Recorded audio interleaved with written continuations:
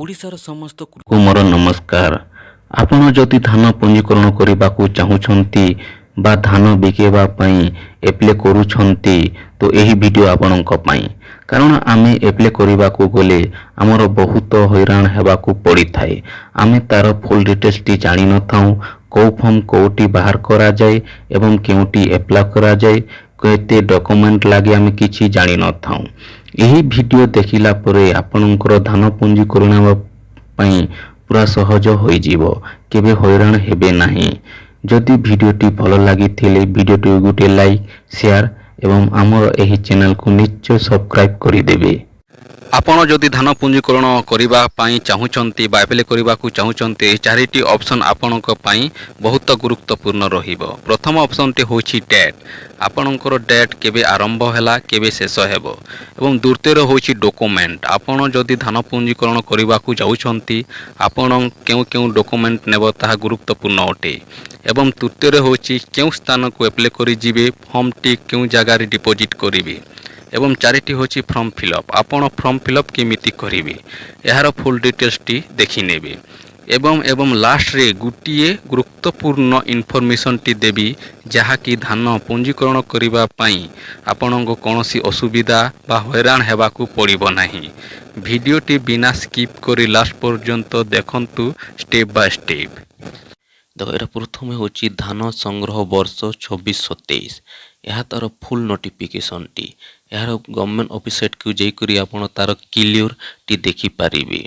ଏଠି ଆପଣ ଦେଖିପାରିବେ ଯେ ଆପଣଙ୍କର ଧାନ ପଞ୍ଜୀକରଣର ଡେଟ୍ କେବେ ରହିଅଛି। ପ୍ରଥମ ଅପସନ୍ଟି ହେଉଛି ପଞ୍ଜୀକରଣ ପ୍ରକ୍ରିୟା। ଆପଣଙ୍କର ପଞ୍ଜୀକରଣ ପ୍ରକ୍ରିୟା କ'ଣ ରହିବ? ଆପଣଙ୍କର ଏଠି ଧାନ ଯେଉଁ ପଞ୍ଜୀକରଣ ପ୍ରକ୍ରିୟାଟି ରହିବ 6/8/2026ରୁ 31/8/2026 ପର୍ଯ୍ୟନ୍ତ। ଏହି ଅଗଷ୍ଟ 6ରୁ ଆରମ୍ଭ ହୋଇକରି 31 ଅଗଷ୍ଟ ପର୍ଯ୍ୟନ୍ତ ରହିବ। ଏବଂ ସରକାରଙ୍କର ପାଖକୁ ଆପଣଙ୍କର ଧାନ ସେଲ୍ କେବେ କରିପାରିବେ, ଏଠି ଆପଣ କ୍ଲିୟର୍ ମେନସନ୍ କରାଯାଉଛି ଯେ ମଣ୍ଡିରେ ଆପଣଙ୍କର ଧାନ ବିକିପାରିବେ। ଆପଣଙ୍କର ଧାନ ବିକିପାରିବାର ହେଉଛି ଏଇଠି ଆପଣଙ୍କର କ୍ଲିୟର୍ ଦେଖି ଦିଆଯାଇଅଛି। ଆମ ରାଜ୍ୟର ଖରିଫ ଧାନ ସଂଗ୍ରହ ତାରିଖ 1/11/2026ରୁ 31/3/2027 ପର୍ଯ୍ୟନ୍ତ ଏହାର ଧାନ କିଣା ବିକା ଚାଲିବ। ଏହି ମାସ ଭିତରେ ଆପଣ ଆପଣଙ୍କର ଧାନଟି ବିକିପାରିବେ। ଦ୍ୱିତୀୟରେ ରହିଛି ଡକୁମେଣ୍ଟ ନେଇକି ଯିବେ, ତାହା ବହୁତ ଇମ୍ପୋର୍ଟାଣ୍ଟ। ପ୍ରଥମ ଇମ୍ପୋର୍ଟାଣ୍ଟ ହେଉଛି ଆଧାର କାର୍ଡ଼। ଆପଣଙ୍କର ଆଧାର କାର୍ଡ଼ ନେଇକି ଯିବେ। ଦ୍ୱିତୀୟରେ ଆପଣଙ୍କର ବ୍ୟାଙ୍କ ପାସବୁକ୍ ଏବଂ ବ୍ୟାଙ୍କ ପାସବୁକ୍ ମଧ୍ୟ ନେଇକି ଯିବେ। ତୃତୀୟରେ ହେଉଛି record of rights. Record of right ହେଉଛି ଆପଣଙ୍କର ଜମି ପଟ୍ଟା। ଏବଂ 4ରେ ହେଉଛି land revenue receipt. Land revenue receipt ହେଉଛି ବହୁତ ଇମ୍ପୋର୍ଟାଣ୍ଟ। ତାହା ହେଉଛି ମାଲଗୁଜାରୀ ରସିଦ। ଆମେ ଯେଉଁ ଆମର ଜମି ପାଇଁ ସରକାରକୁ ଟ୍ୟାକ୍ସ ଦେଇଥାଉ, ତାହା ହେଉଛି ମାଲଗୁଜାରୀ ରସିଦ। ଆପଣ ଏଟା ପାଇବେ କେଉଁଠି? ଆପଣଙ୍କର ଆଖପାଖରେ ଯେକୌଣସି ଅନଲାଇନ୍ ସେଣ୍ଟର ବା CSC ସେଣ୍ଟରକୁ ଯାଇ ଆପଣଙ୍କର ଜମି ପଟ୍ଟା ଦେଖାଇ ସେଇଠାରେ ଆପଣ ମାଲଗୁଜାରୀ ରସିଦଟି ବାନ୍ଧି ଦେବେ ଏବଂ ତା'ର ଜେରକ୍ସଟି ବାହାର କରାଇବେ। ଏବଂ ଯେଉଁ ଆପଣଙ୍କର ଜମିର ପଟ୍ଟା, ତାହାର ଜେରକ୍ସ ମଧ୍ୟ ଗୋଟିଏ ବାହାର କରିଦେବେ। ଏବଂ ବ୍ୟାଙ୍କ ପାସବୁକ୍, ଆଧାର କାର୍ଡ଼ର ଜେରକ୍ସ ମଧ୍ୟ ଗୋଟିଏ ବାହାର କରିଦେବେ। ଆପଣ କେଉଁ ସ୍ଥାନରେ ଫର୍ମ ଡିପୋଜିଟ୍ କରିବେ ବା ଆପ୍ଲାଏ କରିବେ, ଆପଣ ସିଧା ଚାଲିଯିବେ ଆପଣଙ୍କର ଧାନ ମଣ୍ଡି ଅଫିସକୁ। ଆଉ ସେଇଠାରେ ଗୋଟିଏ ଫର୍ମଟି ଆପଣ ମାଗିବେ। ସେହି ଫର୍ମରେ ଆପଣ ଫିଲ୍ଅପ୍ କରିବେ। ଆସନ୍ତୁ ଜାଣିବା 4 ନମ୍ବରଟି ହେଉଛି ଫର୍ମ ଫିଲ୍ଅପ୍। ଫର୍ମ ଫିଲ୍ଅପ୍ କେମିତି କରିବେ, ଯାହା କ୍ଲିୟର୍ରେ ଦେଖିଦେବା। ଜିଲ୍ଲା, ଆପଣଙ୍କର ଜିଲ୍ଲାଟି ଏଠି ଦେଇଦେବେ। ଏଠି ଜିଲ୍ଲାଟି ଦେଲା ପରେ ଆପଣଙ୍କର ତହସିଲ କ'ଣ ରହିବ ଏଇଠି ଦେଇଦେବେ। ଆପଣଙ୍କର ବ୍ଲକ, 3ରେ ବ୍ଲକ, ଏଠି ବ୍ଲକଟି ଆପଣଙ୍କର ଫିଲ୍ଅପ୍ କରିଦେବେ। 4ରେ ହେଉଛି ପଞ୍ଚାୟତ ଏବଂ ପଞ୍ଚାୟତ, ଆପଣଙ୍କର ଏଠି ପଞ୍ଚାୟତଟି ଫିଲ୍ଅପ୍ କରିବେ। ତାପରେ 5ରେ ହେଉଛି ଗ୍ରାମ, ଆପଣଙ୍କର ଗ୍ରାମଟି ଏଠି ଫିଲ୍ଅପ୍ କରିଦେବେ। ଏବଂ 6ରେ ହେଉଛି ଏଠି ପିନକୋଡ଼, ଆପଣଙ୍କର ଯେଉଁ ପିନକୋଡ଼ ରହିଅଛି ଏଠି ଫିଲ୍ଅପ୍ କରିଦେବେ। 7ରେ ହେଉଛି ନାମ, ଆପଣ ଯେଉଁ ଏଠି ଧାନ ପଞ୍ଜୀକରଣ କରିବେ ତାର ନାମ ଏଠି ଦେଇଦେବେ ଏବଂ ସମ୍ପର୍କୀୟ ଆପଣଙ୍କର କେଉଁଠି କରୁଛନ୍ତି ଆପଣଙ୍କର ପଟାରେ କାହାର ଅଛି ପିତା ମାତା ଯେଉଁ ନାମ ଅଛି ତାହା ଏଠି ଫିଲ୍ଅପ୍ କରିଦେବେ ଏବଂ ନରେ ପରିବାର ସଦସ୍ୟ ଆପଣଙ୍କର ପରିବାରର ସଦସ୍ୟ କେତେଟି ଅଛନ୍ତି ତାଙ୍କର କେତେ ଲୋକ ଅଛନ୍ତି ତାର କ୍ଲିୟର ଦେଇଦେବେ। ସମ୍ପର୍କୀୟ ନାମ ଏଠି ଆପଣଙ୍କର ଗୋଟେ ସମ୍ପର୍କୀୟ ନାମଟି ଦେଇଦେବେ। ଏଠି ଆପଣଙ୍କର ମୋବାଇଲ ନମ୍ବର ଦେଇଦେବେ ଏବଂ କୃଷକ ରେଜିଷ୍ଟ୍ରେସନ ସଂଖ୍ୟା ଏବଂ ଯଦି ଫାର୍ମର ଆଇଡି କରୁଛନ୍ତି ତାହେଲେ ଏଇ ଫାର୍ମର ଆଇଡି ଆପଣ ଏଠି ଦେଇଦେବେ। 13 ନମ୍ବରରେ ଆପଣଙ୍କର ବ୍ୟାଙ୍କର ନାମଟି ଫିଲ୍ଅପ୍ କରିଦେବେ ଏବଂ ତାର ଶାଖା ନାଁଟି ଦେଇଦେବେ। 15ରେ ହେଉଛି ଜମା ଖାତା ନମ୍ବର ବା ଆପଣଙ୍କର ଆକାଉଣ୍ଟ ନମ୍ବରଟି ଦେଇଦେବେ। ସେଇ ଆକାଉଣ୍ଟ ନମ୍ବର ଆପଣ IFSC କୋଡ଼ ମଧ୍ୟ ଫିଲ୍ଅପ୍ କରିଦେବେ। ଏଠି 17 ନମ୍ବରରେ ଆପଣଙ୍କର ଆଧାରଟି ଫିଲ୍ଅପ୍ କରିଦେବେ।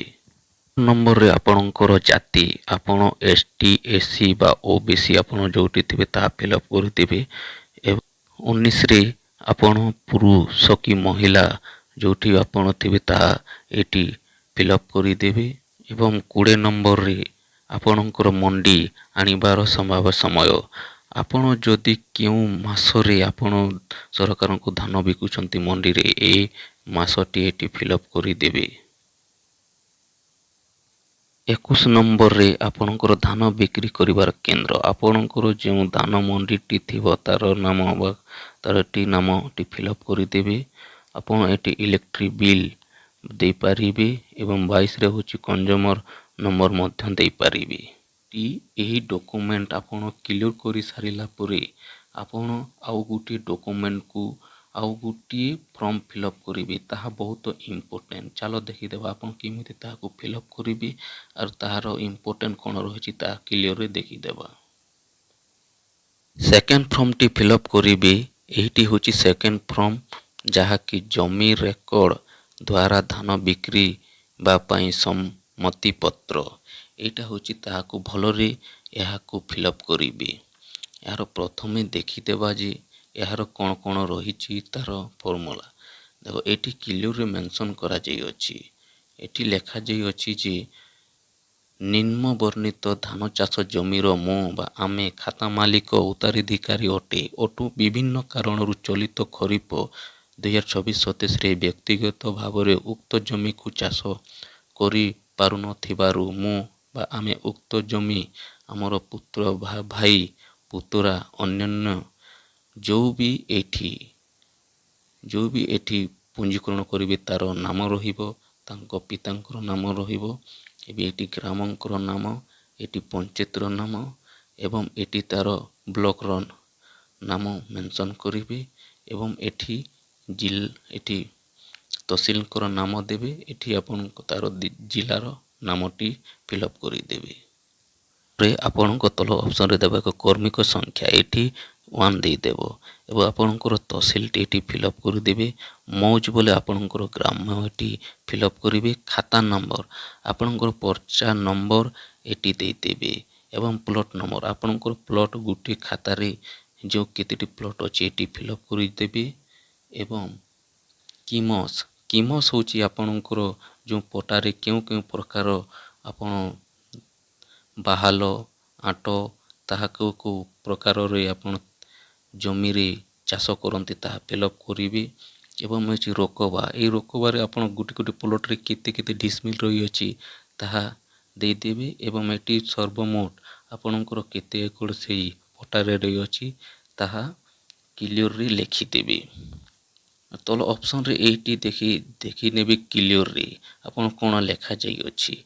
ଉପରେ ଦର୍ଶିତ ଜମିକୁ ଧାନର ଶତକଡ଼ା ଏହି ଶତକଡ଼ାରେ ଆପଣ କେତେ ଦେବେ। ଆପଣ ଯଦି ଗୋଟିଏ ପର୍ଚାରେ ଗୋଟିଏ ଲୋକ କରୁଛନ୍ତି ତ ଏଠି 100% ଦେବେ ଏବଂ ଯଦି ଆପଣ ଏହି ଗୋଟିଏ ପର୍ଚାରେ 2 ଲୋକ କରୁଛନ୍ତି ଏଠି 50% ରହିବ। ଯଦି ଆପଣ 3-4 ଜଣ ରହୁଛନ୍ତି ଆପଣ 20% 25% ମଧ୍ୟ ବି ଭାଗ ହୋଇପାରେ। ଏଠି ତାପରେ ଭାଗରେ ମୁଁ ଆମର ସମ୍ପର୍କ ଶ୍ରୀ ଯେଉଁଠି ଆପଣ ଯେଉଁ ଧାନ ପଞ୍ଜୀକରଣ କରିବେ ଏଠି ତାହାର ଫିଲ୍ଅପ୍ କରିବେ ଯେତେ ପରସେଣ୍ଟ ଏଠି ଦେବାର ଅଛି ଦେବେ ଆପଣଙ୍କର କୋଉଠି କ'ଣ ଫିଲ୍ଅପ୍ କରିବେ ଆପଣଙ୍କୁ କ୍ଲିୟର ବୁଝାଇ ଦେଇଛି। ମେନ୍ ଇମ୍ପୋର୍ଟାଣ୍ଟ ହେଉଛି ଏଇଟି ଯେ ଆପଣଙ୍କର ଏହି ବିଶ୍ୱସ୍ତ ସାକ୍ଷର ଏଠି ଆପଣ କ'ଣ ହେଲା ସମସ୍ତଙ୍କର ଦସ୍ତଖତ ଦରକାର। ସମସ୍ତଙ୍କ ଦସ୍ତଖତ ବୋଲେ ଆପଣଙ୍କର ପର୍ଚାରେ ଯେତିକ ନାମ ଥିବ ବୋଲେ ଆପଣଙ୍କର ପର୍ଚାରେ ଯେତେ ଲୋକଙ୍କର ନାମ ଥିବ ସମସ୍ତଙ୍କର ଏଠି ଦସ୍ତଖତ ଦରକାର। ଜମିପଟାରେ ଯେତେ ଲୋକଙ୍କର ନାମ ଥିବ ଏଠି ତାଙ୍କର ସିଗ୍ନେଚରଟି ମାଗିବି ଏବଂ ଯେଉଁ ଧାନ ପଞ୍ଜୀକରଣ କରିବ ଏଠି ତାର ନାଁଟି ଫିଲ୍ଅପ୍ କରିଦେବେ, ଗ୍ରାମଟି ଫିଲ୍ଅପ୍ କରିଦେବେ ଏବଂ ଗ୍ରାମ ପଞ୍ଚାୟତଟି ଦେଇଦେବେ।